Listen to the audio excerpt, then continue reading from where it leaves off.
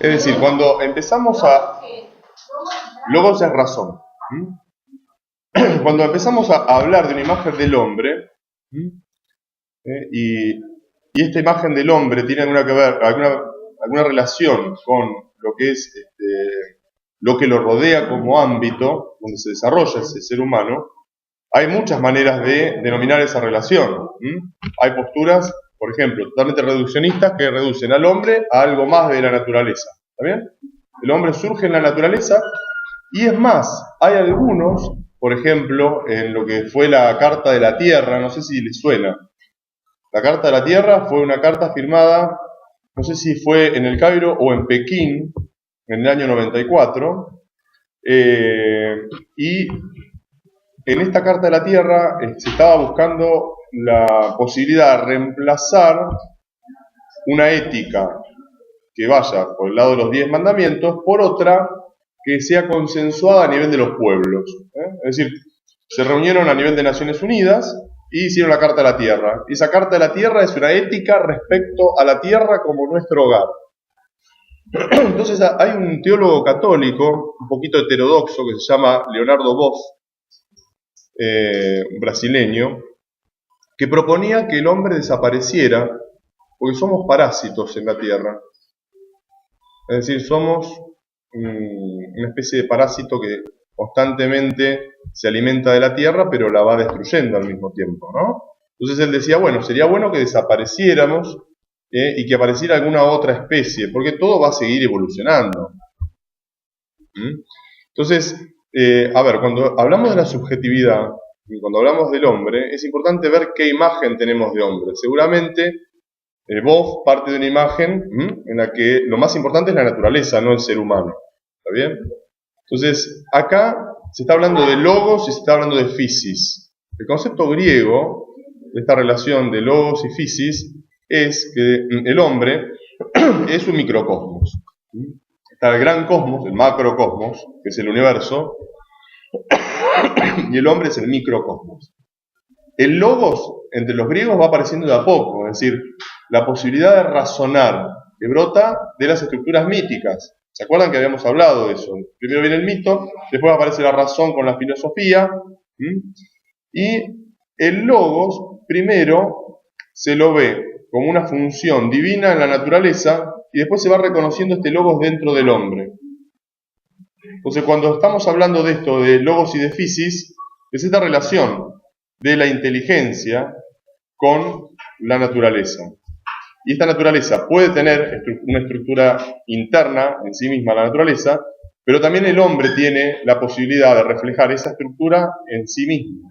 Entonces, este juego de logos y de physis, en definitiva, es la posibilidad que tiene el hombre de conocer la realidad. ¿Sí? Sí.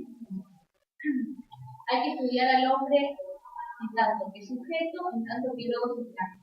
Y solamente después de ese estudio se verá si el logo, inconscientemente del cosmos, de la sala de la vida y de la historia, se hace o no cargo de sí mismo plenamente en el logo subconsciente del hombre y en qué sentido. Para recapitular todo lo visto hasta ahora y articularlo con el yo. Perdón, si hay algo que no entienden y yo lo dejo pasar, pregúntenme, porque por ahí a mí me parece que es algo claro y por ahí desde el punto de vista de ustedes no está tan claro. Para recapitular todo lo visto hasta ahora y articularlo con el yo, con el logo autoconsciente y con la voluntad, resulta útil y orientador enseñar de modo esquemático la estructura operativa del hombre en un diagrama de volumen.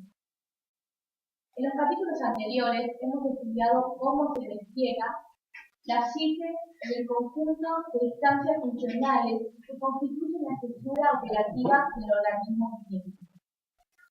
En el caso del hombre, tal organismo consta de un conjunto de factores funcionales, articulados con arreglo al esquema que se observa en la página siguiente.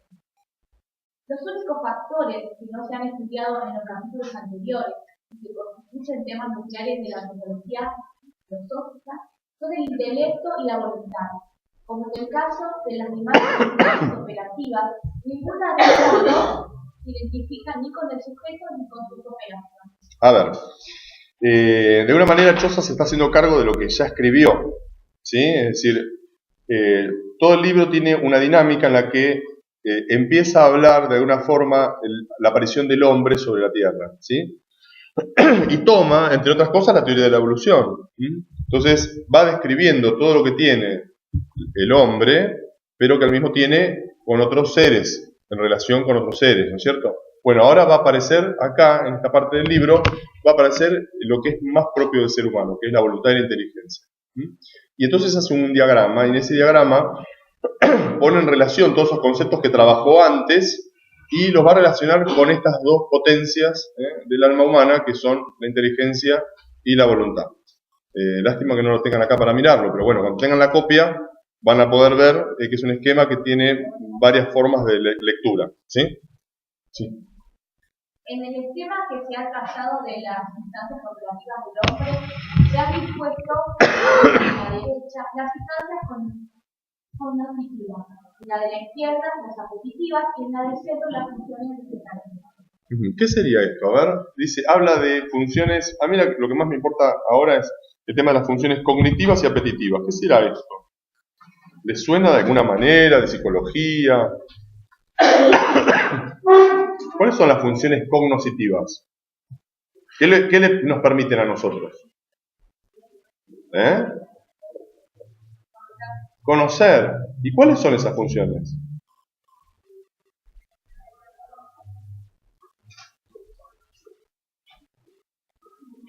¿Con qué conocemos?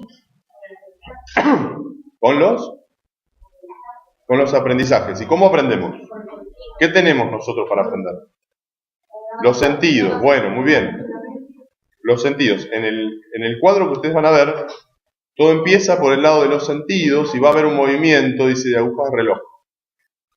Empezamos con los sentidos, pasamos por todas las instancias cognitivas y después se desata la apetitividad.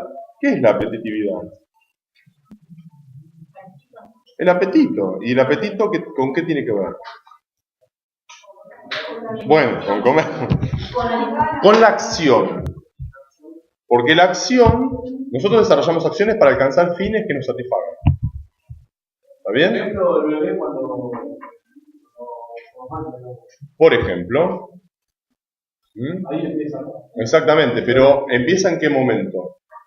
Porque el bebé surge de la madre y tiene un primer encuentro con la madre. ¿Está bien? Bueno, la madre lo ayuda mucho porque se lo pone encima. Entonces, ¿qué es lo primero que tiene el bebé enfrente? A la madre, en su función de alimentadora. Bueno, entonces conoce.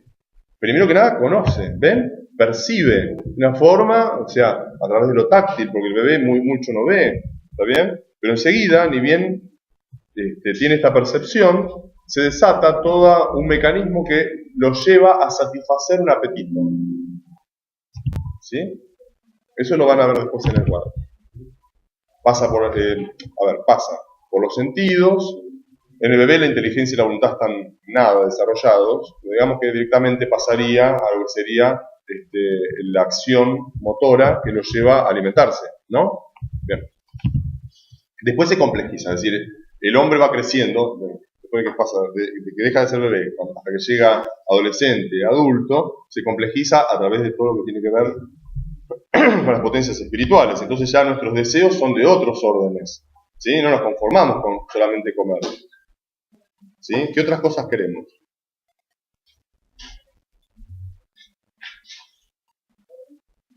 ¿Qué cosas quieren ustedes, sabes? ¿Qué cosa? Aprobar la materia. Fíjense qué abstracto que es eso, ¿no es cierto? Bueno, y están en un nivel de tensión que a veces por ahí hasta les cierra el estómago, ¿no? O no pueden dormir bien. ¿Le pasó? Bueno, fíjese, una función que es como básica, que es la de dormir, la necesidad de dormir, por otra función que es más bien de una índole espiritual, por los fines que uno quiere alcanzar y demás, que es abstracta, que podría uno abandonarlo, y de hecho pasa que a veces hay gente que dice, bueno, ya no puedo más con esto. Entonces empieza a dormir plácidamente. Pero tuvo que dejar una cosa que le hace sentir una pérdida. ¿Se ve? Es decir, abandonó un fin superior que quería alcanzar, y bueno, pero puede dormir, ¿no? Entonces se complejiza todo este sistema, y este sistema completo está muy bien reflejado en el cuadro. ¿Qué más? A ver. Las funciones coercitivas están dispuestas de abajo hacia arriba, según el orden de menor a mayor capacidad integradora, que es también el orden según el cual tiene lugar el proceso de maduración biopsicológica, desde la formación de los conceptos. El primer nivel cognitivo es el de los sentidos externos o exteroceptores. El segundo y tercer nivel corresponde a las dos fases del proceso perceptivo. La flecha ascendente del primer nivel al segundo y tercero indica que estos tienen como objeto los datos suministrados por el primer nivel. El cuarto nivel es el del interés. La flecha ascendente del tercer nivel al cuarto indica que éste obtiene su objeto, lo inteligible a partir de la percepción. Esto se entiende si estaríamos todos viendo los pasos de conocimiento. Bueno, brevemente, conocemos a través, o sea, la teoría realista, es decir, hay 4 teorías fundamentales con respecto al tema de conocimiento. Hay una teoría que dice que nosotros reconocemos estructuras porque ya las tenemos adentro, ya nacemos con esas estructuras, están afuera y además están en otra dimensión que es la que oficia de alguna manera de intermediaria para que yo pueda reconocer esas estructuras. Es la teoría de Platón. Platón habla del mundo de las ideas o mundo de las formas. En ese mundo de las formas, que es el mundo divino de los griegos, donde están los dioses, esos dioses son de alguna manera arquetipo de todas las cosas existentes en el mundo de la materia.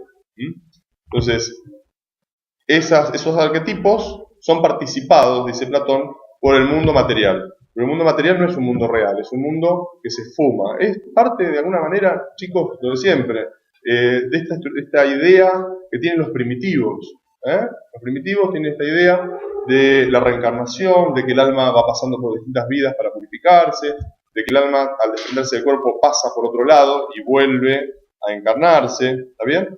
Entonces, Platón lo que hace es elevarlo a un nivel racional y explicarlo muy bien para que se pueda entender, ¿no? Entonces, ¿qué pasa? El alma pasa por el mundo de las ideas, ve estos seres divinos y cuando vuelve se olvida porque pasa por un río que se llama el río Leteo. Es el río del olvido. Entonces, al beber el río Leteo es como si empezara una nueva existencia que no tuviera nada que ver con otra existencia, como si no hubiese existido nada antes. Pero ¿qué pasa? El hombre, con la filosofía, puede empezar a recordar. Eso se llama la teoría de la reminiscencia de Platón. Entonces, bueno, esta es la idea de Platón, que es un realismo exagerado, es decir, las esencias existen por sí mismas. Después hay un realismo moderado, que es abstraccionista, es decir, en las cosas están las estructuras de las cosas, y nosotros las podemos reconocer porque tenemos los sentidos que nos hablan de las particularidades de las cosas, pero la inteligencia capta lo común entre las cosas. ¿Sí? Entonces, también se basa en el hecho de que las cosas se hacen a partir de un modelo, pero está diciendo de que para conocer no necesitamos conocer los modelos, conocemos la esencia en las mismas cosas. ¿Se ve? ¿Cómo la conocemos? Primero conocemos con los sentidos los datos sensoriales que son totalmente particulares y concretos. Esos datos son rearmados en nuestro interior a través del sentido común, pasa por distintas instancias, la imaginación, la memoria, la cogitativa. Finalmente la inteligencia hace abstracción, se queda con lo común y deja lo concreto. ¿Sí? Bueno, esa es mi postura.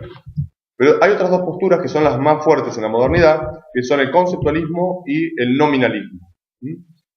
El conceptualismo fue la idea predominante de toda la modernidad. Lo que dice el conceptualismo es, el ser humano es razón. El ser humano es razón. Y la forma de conocer es racional. Lo empírico no nos dice nada, porque lo empírico nos habla de un mundo que es dudoso, el mundo que cambia. Otra vez, de alguna manera, se vuelve a lo de Platón. Como que no podemos estar seguros de lo que nos dicen los sentidos. ¿Y esto por qué? A ver si les ocurre. ¿Por qué no podemos estar seguros de lo que nos dicen los sentidos?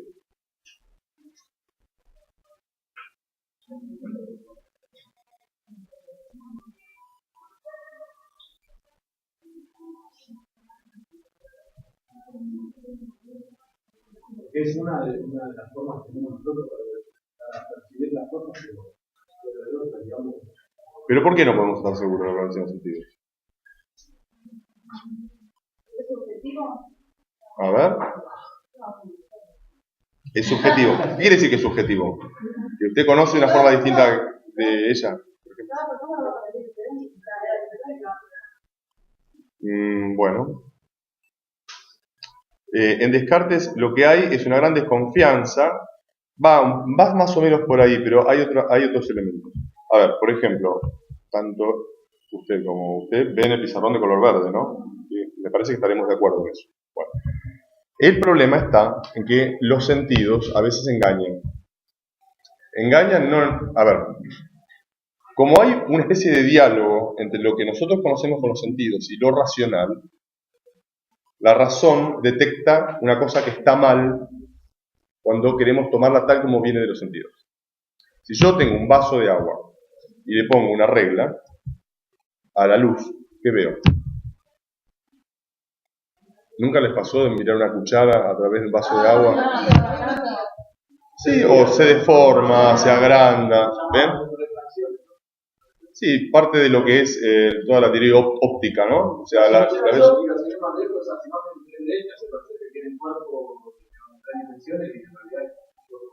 por ejemplo, o en el desierto, lo más típico, ¿qué pasa en el desierto? La gente va caminando y por ahí, ilusión óptica.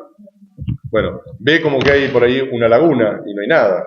Bueno, entonces, a partir de esto, se toma como una decisión de decir que los sentidos no sirven para conocer. Esto pasó al comienzo de la modernidad, con Descartes. Entonces se afirma la creencia de que solamente el conocimiento es racional y que los sentidos dan una opinión. Después esto se invierte. ¿Por qué? Porque al mismo tiempo que el racionalismo surge la teoría empirista. La teoría empirista es propia de Inglaterra. O sea, en Inglaterra eran muy empiristas y no daban importancia a lo que sucedía en el continente, que se fueron por el lado del racionalismo. ¿Está bien? Ahora, esta teoría empirista, después de prácticamente 2 siglos, conquista Alemania, porque Kant toma el empirismo y de alguna manera hace que el racionalismo sea más sofisticado. Es decir, el racionalismo que decía solo conocemos con la razón, toma el elemento empirista que dice solamente conocemos por los sentidos. ¿Sí? El racionalismo dice solo conocemos por la razón, el empirismo solamente por los sentidos. ¿Qué pasa? Que Kant, cuando lee los escritos de Hume, dice que los científicos solamente versan sus trabajos o hacen experimentos con aquello que pueden captar con los sentidos. Entonces, la razón tiene que enfocarse, según Kant, solamente a aquellas cosas que se puedan captar con los sentidos. Es decir, se vuelve a unificar, como pasaba con el realismo. El realismo trabajaba los sentidos y la razón, pero iba unificado. Es decir, los sentidos me daban los datos, la inteligencia iluminaba esos datos y quedaba con lo general. Con Kant ya no pasa esto, porque deja de existir un contacto con el mundo exterior. No me voy a ir para ese lado, porque si no termino yéndome para el lado de epistemología, y la idea es que tengan una idea general de conceptualismo y nominal. ¿Qué dice conceptualismo? Tenemos estructuras mentales que nos hablan de las esencias de las cosas. ¿Sí? Es decir, fíjense que esto se puede resumir en lo que sería una regla mnemotécnica que es 3, 2, 1 y 0. El 3 indicaría el realismo exagerado. ¿Por qué? Las estructuras universales o esencias, ¿en cuántas dimensiones existen? En 3. ¿Sí? El mundo de las ideas, la inteligencia y las copias materiales. El realismo moderado en 2 dimensiones. ¿Cuáles son? Las cosas y la mente humana. ¿Sí? Ahora viene el conceptualismo. Ya tenemos una sola dimensión de lo universal. ¿Dónde va a estar? En la mente, en el alma, exactamente. Percepción no, en el alma. En el alma y en la razón. Bueno, entonces, la razón, reflexionando sobre sí misma, ve estas estructuras, las reconoce y es eso lo que conoce, pero ya no utiliza los sentidos, porque como en Platón, y esta parte de Descartes es muy platónica, los sentidos me dan opiniones de las cosas y no me hablan de la naturaleza de las cosas. Pero sí, Descartes confía en que estas estructuras que tenemos en la mente también están afuera. El problema es que no hay forma en que lo pueda justificar. Al desconfiar de los sentidos, ya no hay manera de referir estas estructuras a las cosas en sí mismas. ¿Se ve? Entonces lo que dice Descartes es que Dios siembra en el alma del hombre las ideas innatas, es decir, nacemos con estas ideas. ¿Está bien? Es algo parecido al platonismo. ¿Por qué? Porque Platón, que decía, el alma vio las ideas en el mundo de las ideas, al encarnar trae estas ideas sembradas. Acá directamente Descartes dice, el alma humana viene con las ideas puestas por Dios en la mente. Bueno, entonces el conceptualismo es eso. ¿Por qué conceptualismo? Porque las esencias universales son los conceptos, ¿sí? Los conceptos mentales. Por último, el nominalismo es de tipo empirista. ¿Qué quiere decir? Solamente conocemos a través de los sentidos. Si a través de los sentidos conocemos cosas generales, no, conocemos lo concreto. El hecho. ¿El hecho qué es? El aquí y el ahora, algo que no sucede. ¿Está bien? Ya, por más que miremos lo que nos parece que es la misma cosa, dirían los nominalistas, no es la misma cosa, porque son impresiones diferentes que recibimos. Es decir, yo no soy el mismo, las cosas no son las mismas, transcurrió el tiempo, y en el fondo hay un fenomenismo de fondo. Es decir, no, el empirismo no cree que tengamos contacto con cosas reales, no podemos afirmar que hay cosas reales porque no tenemos una inteligencia que conozca. Y si la inteligencia no conoce, sino que simplemente sintetiza datos de los sentidos lo que nos dan solamente son particularidades. Entonces hay como un agnosticismo metafísico, es decir, yo no sé si hay o no un mundo real, lo que sé es lo que se me aparece frente a mis sentidos. Frente a mis sentidos yo tengo fenómenos que son todos inconexos, pero mi razón los conecta. Entonces, la razón está, pero la razón no conoce. Conecta los fenómenos. ¿Ven? Entonces no hay estructuras reales, de ningún tipo, no hay estructuras universales. Entonces ahí sería, dentro de esa regla mnemotécnica, el cero, ¿no? Tenemos 3, 2, 1 y 0. Cero, nominalismo, no hay estructuras. Entonces, la postura de Choza es un realismo moderado, ¿sí? Es decir, hay estructuras en la realidad y esas estructuras pueden ser reconocidas por una subjetividad inteligente que es capaz de hacer abstracción, de quedarse con lo común de las cosas. Y por eso puede conocer la verdad de las cosas, ¿no? De manera hipotética, pero las puede conocer. Bien, seguimos.